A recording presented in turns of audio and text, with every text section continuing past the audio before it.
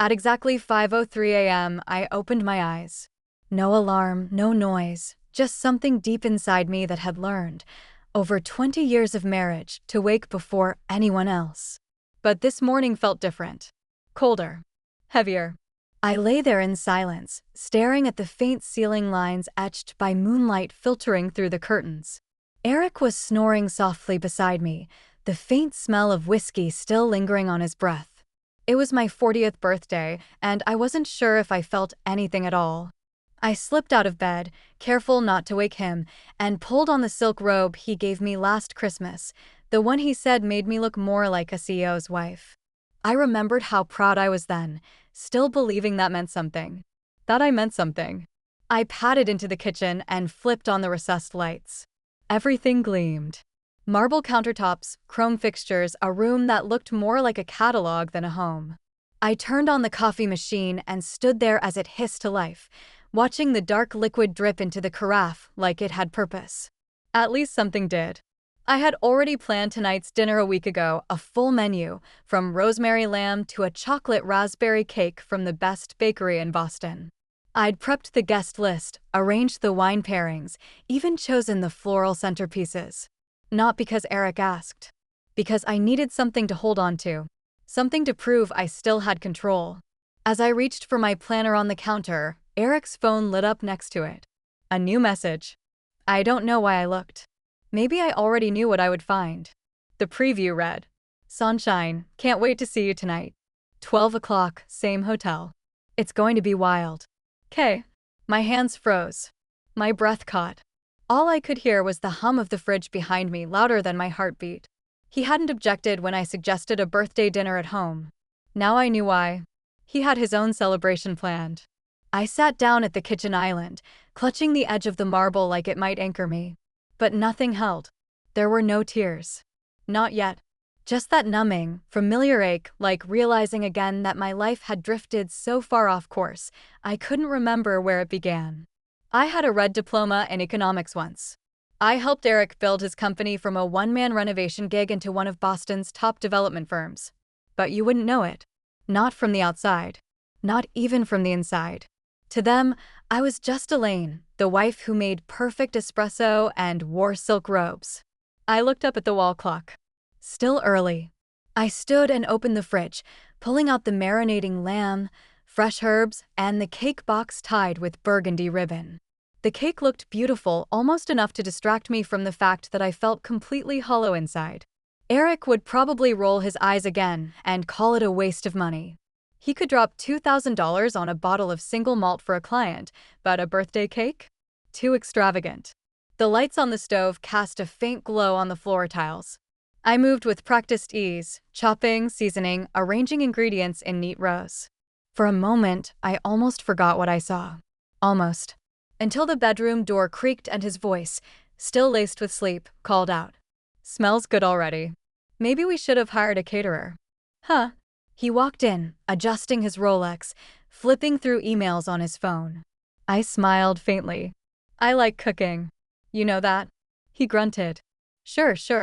By the way, I invited a couple more tonight, Mike from the Sweden project and Andrew Lawson. You remember him? My hands paused over the cutting board. Of course I remembered Andrew Lawson, my old classmate. The one who used to scribble Keynesian theories in the margins of my textbooks, who brought me daisies during finals week. I hadn't seen him in over a decade. I turned back to the counter. No, doesn't ring a bell. Come on. Tall guy. Eco, start up something. Eric waved a hand dismissively. We'll see if he's cooking up anything useful. I nodded absently, chopping parsley with a little more force than necessary. My husband had no idea what kind of storm he was inviting into our house or what it would do to me. By noon, the apartment was spotless. Every candle trimmed. Every plate polished. Every champagne flute arranged on the white linen runner like soldiers in formation. I'd even ironed the napkins, something no one would notice. But I did it anyway. Because order gave me comfort. Because perfection was the only armor I had left. I glanced at the clock again. Guests would start arriving by 6. I still had time for the salon. My appointment was at 2. But first, I walked into my closet and pulled out the deep sapphire blue dress, The one Eric had rolled his eyes at during a wedding 3 years ago, mumbling, "You're not 20 anymore." I held it up now, defiant. It had a low neckline and bared my shoulders. It fit like it used to. And today, I didn't care what he thought. I slipped it into a garment bag and grabbed my shoes. As I turned, my eye caught the old leather-bound notebook on my dresser, my journal. Not for secrets or feelings, but for business notes, analytics, client summaries, cost projections. All the things Eric didn't have time for, but that someone had to track. I flipped to the last page, picked up a pen, and wrote, 40. Eric is with Krista, or Kayla, or whoever this week. Ethan's in Chicago, far from this house, and the ghost I've become. His mother is coming tonight, which means criticism in a pearl necklace. But me? Tonight, I'll wear that damn dress. No more hiding. 40 is not the end. It's the start. At exactly 2 p.m., I sat under the soft light of the salon mirror while a stylist arranged my chestnut hair into a loose, elegant updo. Light makeup, rose-tinted lips, silver drop earrings, gifted by my parents long ago, completed the look. I hardly recognized myself. Not because I looked different, but because I looked awake. At 5:55, Monica arrived with a burst of cinnamon-scented air and a giant bouquet of white lilies. She took one look at me and let out a low whistle. Elaine Harper. Look at you. That man's going to pass out when he sees you. I smiled. Think he'll notice? If he doesn't, he's blind. Or stupid. Probably both. She handed me a small, velvet-wrapped parcel. Open it when you're alone. I tucked it into my bedroom drawer without asking. With Monica, there was always intention behind the mystery. Champagne chilled in the buckets. The lamb rested in the oven. My heart was oddly calm. At 6:35, the first knock came. Margaret Harper, my mother-in-law, swept in wearing a cream suit and hair lacquered into place. Elaine, she said, her eyes flicking to my bare shoulders. A bit much, don't you think? At your age. I bit my tongue and smiled. Just for today. She brought Peking duck, Eric's favorite, of course. Professor Walter, Eric's father, followed quietly behind, offering a kind hug and a soft, "Happy birthday, my dear. You look wonderful." I clung to that compliment like a lifeline. More guests arrived. Colleagues. Old family friends. Spouses I barely remembered. I poured drinks. Passed hors d'oeuvres. Laughed when expected. It was my party, after all. I played my part. It wasn't until nearly 8 that Eric arrived. He burst through the door, all charm and cologne and tailored wool. "Sorry, meetings ran over," he announced, kissing his mother's hand and scanning the room. Then his gaze landed on me. He blinked once. Twice. Like he wasn't sure who I was. "Wow," he said, crossing the room. "Trying to outshine everyone tonight, aren't you?" He wrapped an arm around my waist. I stiffened. "Careful with the champagne, darling. You'll need a steady hand for the cake." He laughed, and the guests laughed with him, some nervously, some too polite to question it. Monica just raised one perfectly arched brow and sipped her wine. Then the doorbell rang again. Eric glanced at the clock. "That'll be Andrew." I walked to the door, heels echoing on the hardwood floor, and opened it to find a tall man, salt at his temples, clean glasses, and a quiet bouquet of white roses. He smiled, and for a moment, I forgot to breathe. "Happy birthday, Elaine. You haven't changed a bit." It was Andrew Lawson, but not the one from my faded college memories. Gone were the messy curls and oversized hoodies. In their place stood a man with confident posture and eyes that still held that curious light I remembered. Only now it was steadier, deeper. "Come in," I said, stepping aside. "You're just in time." He handed me the roses. White. Your favorite, right? You once said they stood for new beginnings. I stared at them a second too long. You remembered. Some things are worth remembering. His fingers brushed mine for the briefest moment, warm and steady, and then he stepped inside. His presence was calm, quiet, like someone who knew exactly who he was and didn't need to prove it to anyone. I watched him move through the room, politely greeting guests, scanning the space with a kind of amused curiosity. Meanwhile, Eric was across the living room, slapping shoulders, telling loud stories, drawing attention like he always did. When he spotted Andrew, his grin widened. "Lawson, man. How long has it been? Sweden treating you well?" Andrew shook his hand firmly. "Can't complain. Sustainable development is growing fast. All right. Green energy, carbon offsets, all that feel-good stuff," Eric chuckled. "You tree huggers always need investors, don't you?" Andrew just smiled, calm and measured. "Sustainability isn't just feel-good. It's the future. But I'm sure you're thriving too, Eric. Harper Developments is one of the top 10 now, isn't it?" Eric puffed up, clearly pleased.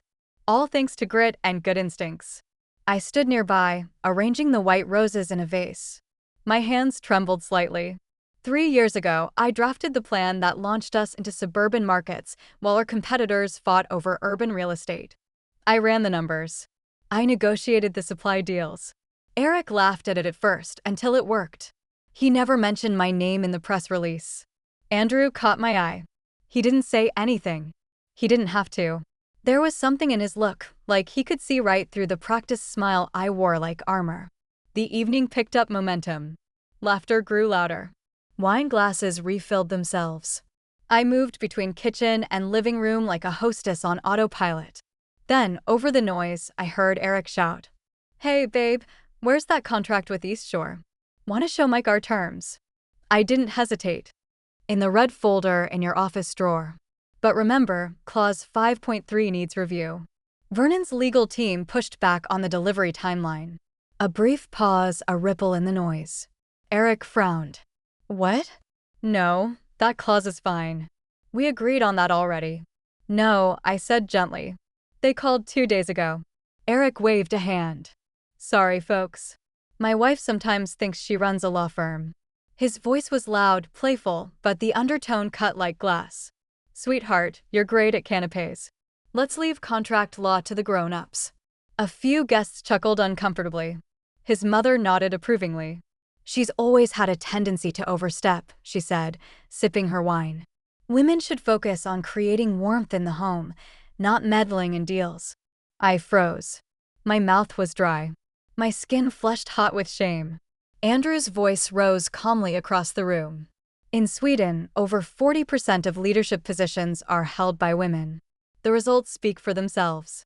Eric snorted. "Yeah, well, that's Europe. Over here, we do things differently." A few of the men laughed. Others glanced away awkwardly. But my father-in-law, Walter, spoke up from the corner. "Elaine graduated top of her class in economics. I remember she even helped Eric pass statistics." He smiled warmly. "You've always been sharp, dear." "Dad, that was forever ago," Eric muttered. "Books and theories are one thing. Real business is something else." I excused myself quietly and stepped into the kitchen. My hands moved on their own, reaching for the cake in the fridge. The chocolate raspberry glaze caught the light. I began to place the candles 40 thin, elegant flames waiting to be lit. 40 years. A whole lifetime. And I wasn't even sure it had been mine. I had just finished placing the last candle when I heard a soft voice behind me. "Need a hand?" I turned to find Andrew leaning gently against the kitchen doorframe, sleeves rolled up. No pretenses, just that calm presence again, grounding and steady. I forced a smile. "No, I've got it." He nodded. "I know you always did." For a moment, I couldn't move. His words landed deeper than I expected, not because they were flattering, but because they were true. I had always managed, even when everything inside me was cracking. Our eyes met across the marble island. In his, I didn't see pity. I saw clarity and something else, something warm. I looked away before it could settle too long.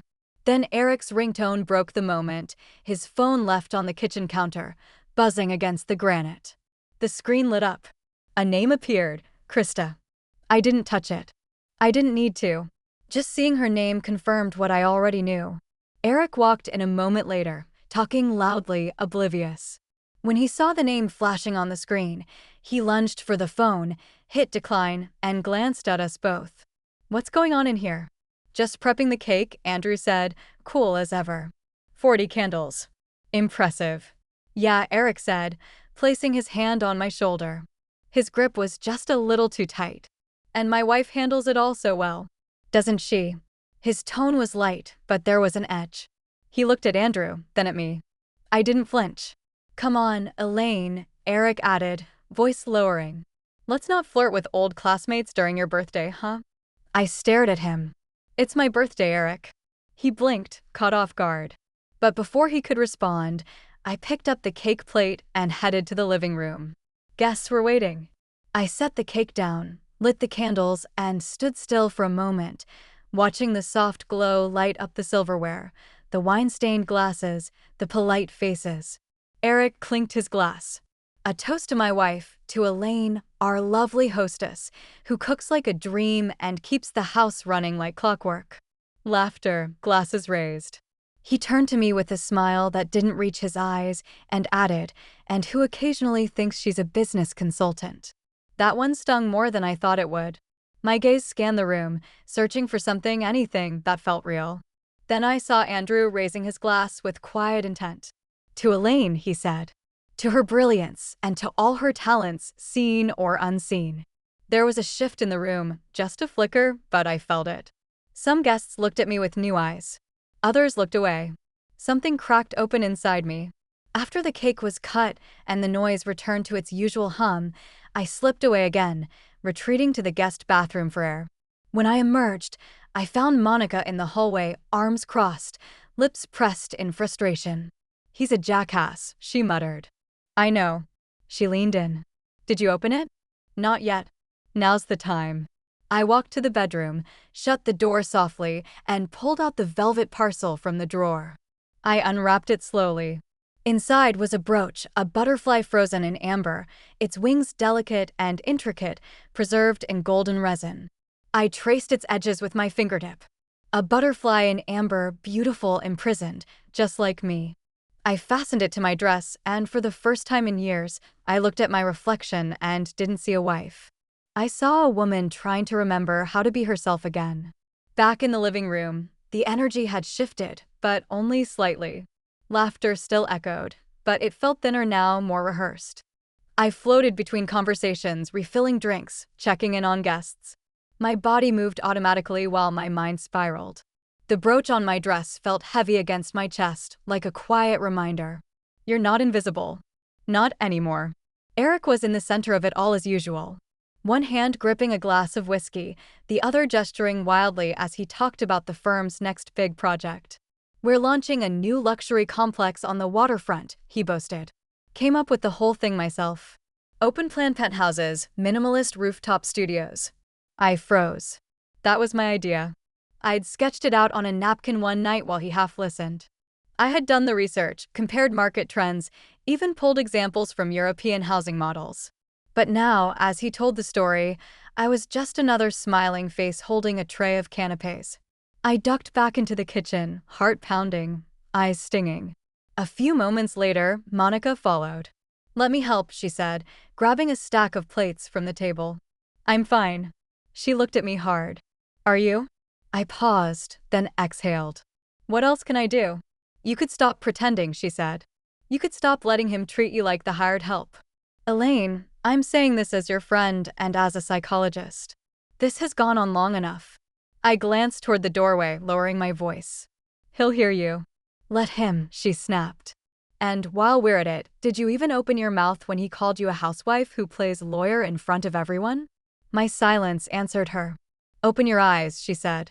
"You've been running that man's business behind the scenes for a decade. You negotiate contracts, manage costs, keep it alive, and still he talks to you like you're nothing." I looked down at my hands. They were shaking slightly. I didn't know if it was from anger, shame, or both. "I can't just blow everything up." "Why not?" "Because it's my son's home. Because I have no resume, no formal job history. Because I'm 40, Monica. Who's going to want me now?" Monica's voice softened, but her eyes stayed fierce. "You are intelligent. Experienced. You are the business. You think people like Andrew wouldn't see that?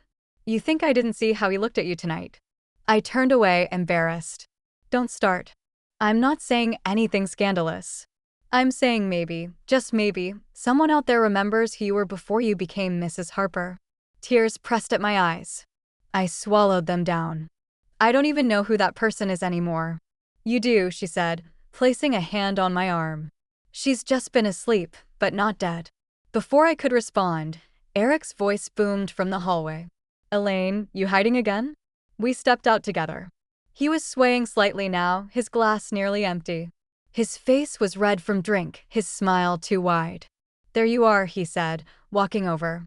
You missed the part where I told the guys about your little contract correction. Big laugh. Glad I could entertain, I said flatly. He stepped closer, leaning in. You embarrass me in front of Moff. Keep that up, and we'll have a different kind of talk later. Something inside me snapped quietly, cleanly. I looked him in the eye. Then maybe it's time we have that talk now. His smile faltered. He didn't see it yet, but I wasn't the woman he toasted anymore. I was the woman about to burn the script. The room quieted the moment I spoke. Not entirely, but enough.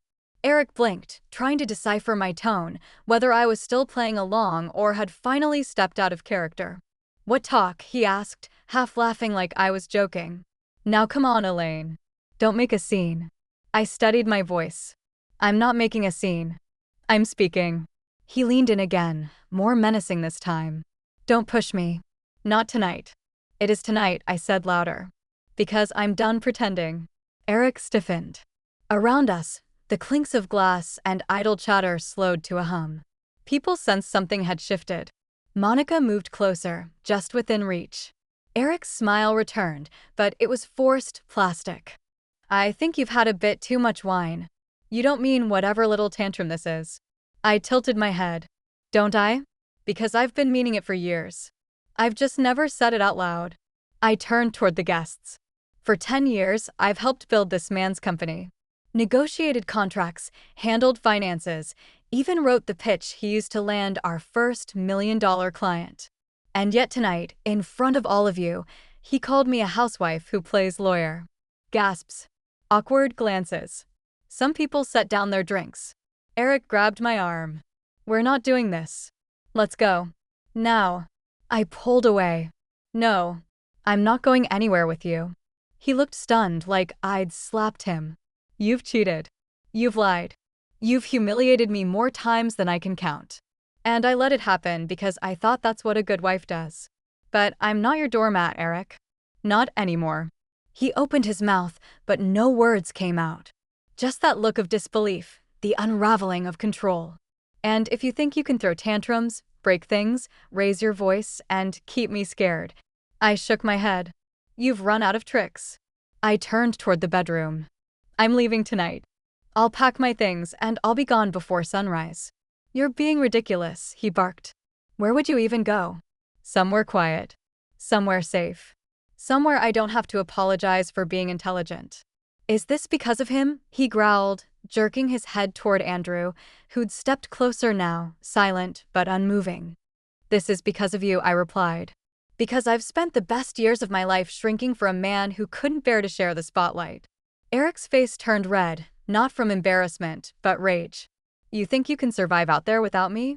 You think he cares about you? Andrew's voice finally cut in low and firm. She doesn't need you to care for her, Eric. She just needed you not to tear her down.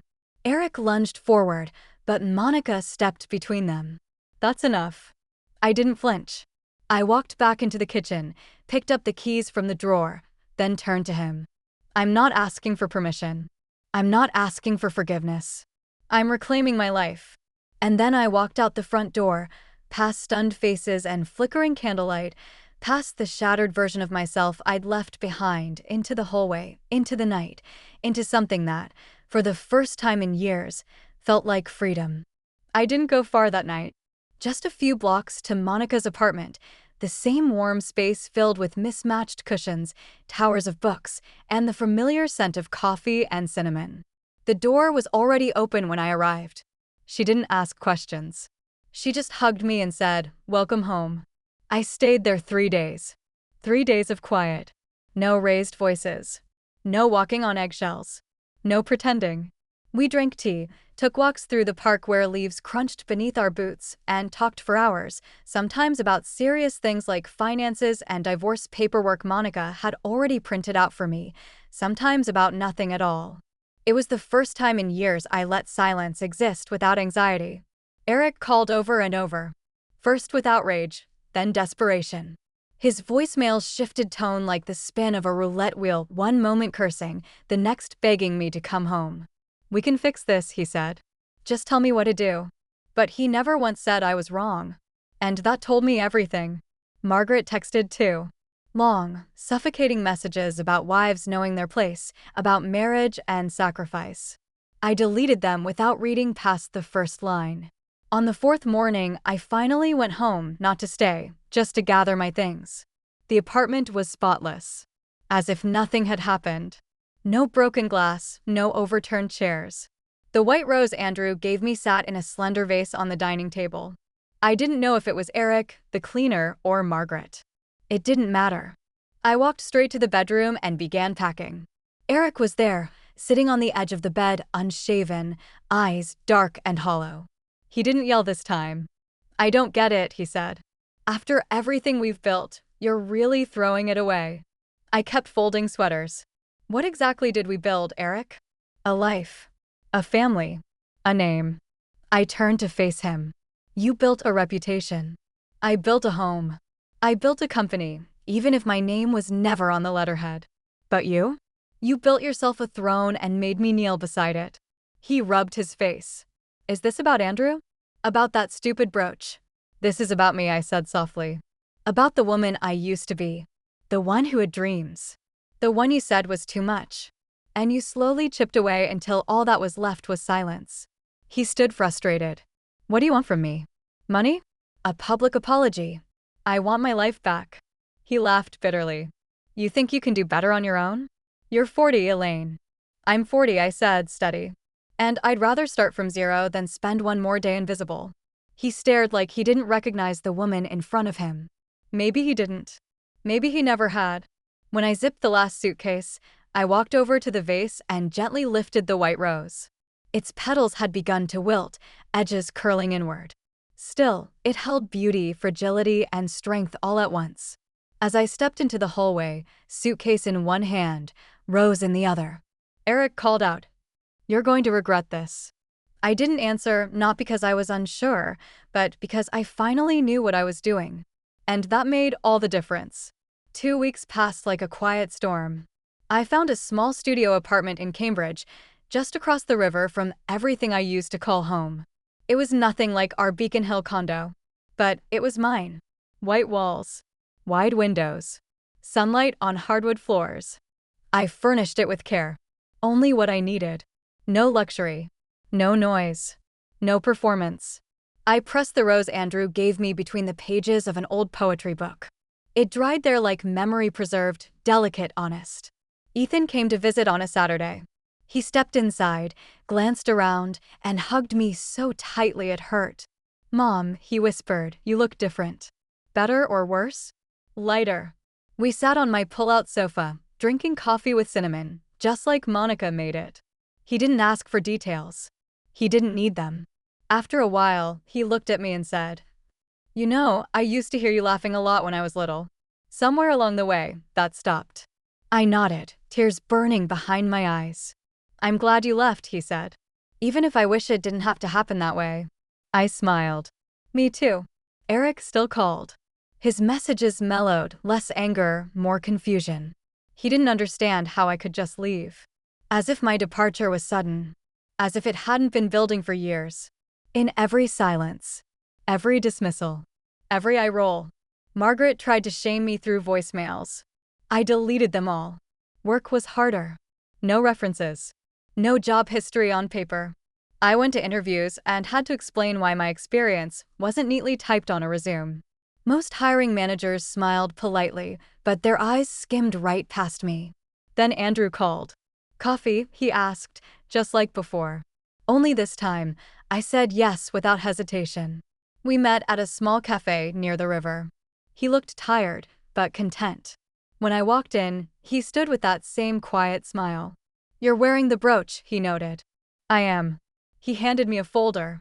"I want you to look at this. It's a 5-year plan for our US expansion. We're looking for a regional financial director. I need someone who understands people and money. Someone who's already done this work, even if it wasn't on the books." I opened the folder. Numbers, charts, logistics. It all spoke to me like a language I hadn't used in years, but still knew by heart. "You're offering me a job?" I asked, stunned. "No," he said.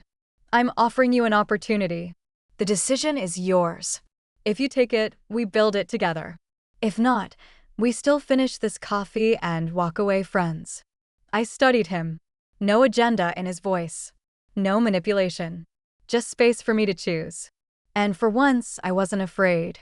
I closed the folder and smiled. "I'll need a few days, but yes, I want to try." "Good," he said.